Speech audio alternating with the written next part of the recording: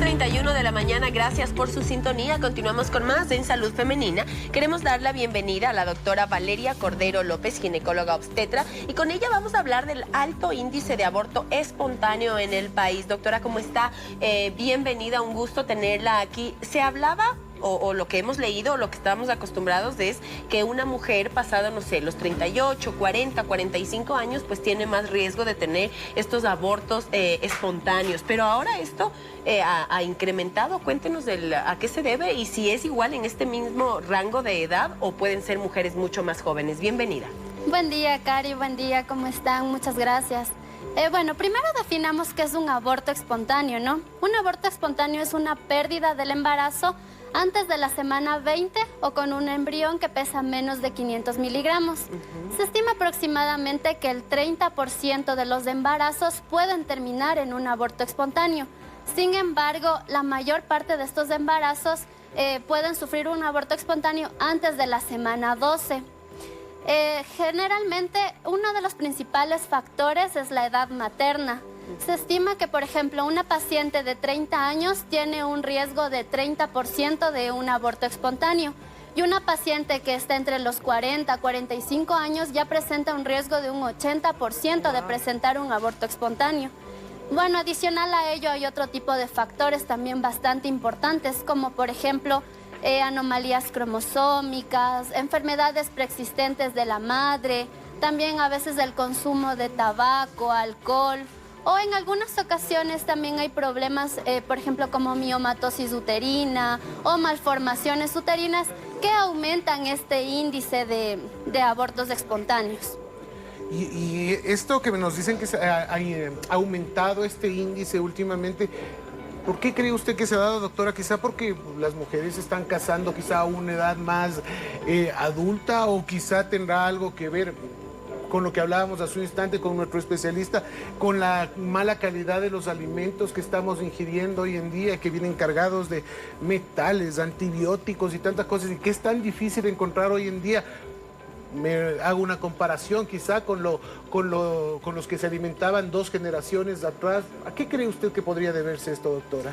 Principalmente sí. Lo que pasa es que ahora yo veo más que las parejas buscan primero una estabilidad en pareja, una estabilidad económica, y luego de ello pues ya empiezan a planificar un embarazo. Incluso hoy en día se escucha que hay parejas que ya no desean tener hijos.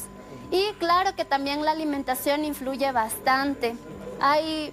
Ahora, hoy en día existen muchas más personas que ya tienen diabetes, hipertensión desde una edad muy temprana. Cosas que se veía antes a partir de los 40 años, por ejemplo. Ahora incluso, por ejemplo, hay diabetes en niños. Entonces, sí, es algo totalmente cambiado. Claro, eso influye muchísimo. ¿Qué pasa con mujeres? ¿Tiene alguna relación, doctora, mujeres que hayan abortado por decisión después que deseen ser madres? ¿Puede ser que también tengan abortos espontáneos o no tiene nada que ver? Sí influye. Lo que pasa es que una paciente que ya tiene abortos previos, el riesgo, si generalmente es del 30%, a esta paciente se la va a incrementar o un 10 o un 20% más de riesgo. Más aún si son pacientes incluso que tienen abortos recurrentes. Wow. Indudablemente. ¿Y cuál sería entonces la recomendación como profesional para evitar quizá el correr riesgo de este tipo de abortos? ¿Existe quizá alguna recomendación dentro de cuáles serían las edades óptimas para buscar un embarazo para las mujeres, y cuáles serían también las recomendaciones en cuanto a alimentación, en cuanto a cuidados, si es que nos ven en este momento quizá alguna pareja joven y está planificando ya establecer una vida en pareja y de hogar principalmente? Lo que se recomienda principalmente cuando una pareja ya desea planificar un embarazo es que se haga un chequeo preconcepcional previo. En ello nosotros, por ejemplo, vamos a realizar estudios de laboratorio, vamos a ver cómo inicia con su peso, vamos a enviar suplemento vitamínico, principalmente ácido fólico para la pareja para prevenir defectos congénitos.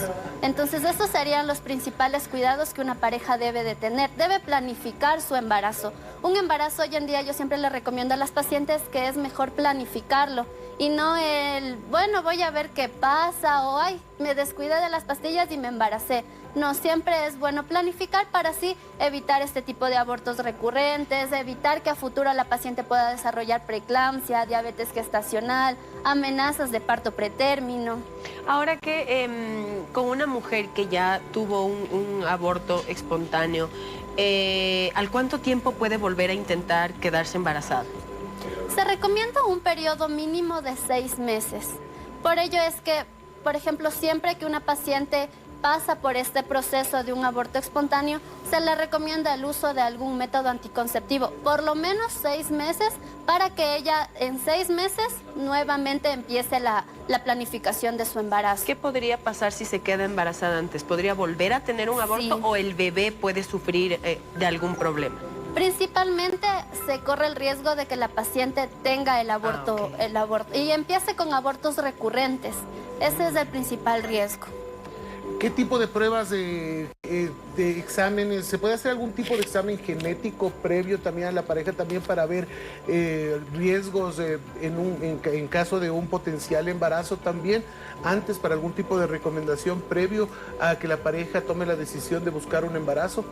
Claro, hay exámenes, por ejemplo, ahora se realizan los cariotipos de los cromosomas para ver si, por ejemplo, en el cromosoma tanto de padre como de madre puede haber algún tipo de alteración. A pesar de que esos estudios se los recomienda, por ejemplo, en parejas que ya tienen un bebé, por ejemplo, con síndrome de Down o con algún tipo de otra malformación. Muy amable, doctora. Muchísimas gracias por haber estado junto a nosotros el día de hoy. La doctora Valeria Cordero López, gineco-obstetra, ¿sí? ¿Cierto? Gineco-obstetra, nos acompañó el día de hoy para tratar este tema del alto índice de aborto espontáneo en el país. ¿Espontáneo o espontáneo? Espontáneo. Espontáneo. Creo que la conclusión es espontáneo, espontáneo. planificarlo bien. Definitivamente. Y tener el cuidado también necesario, ¿no? Como decía la doctora, si tienes la posibilidad de poder planificar un embarazo, obviamente va a ser muchísimo mejor porque antes de tiempo pues empiezas a tomar el ácido fólico y los cuidados, son exámenes, son chequeos, así que lo mejor siempre va a ser pues que todo esté planificado y de la mano de un especialista. Muchísimas gracias, Doc, por haber estado junto a nosotros el día de hoy, 10:39 de la mañana. Marcamos una pequeña pausa y ya regresamos con más. No se muevan.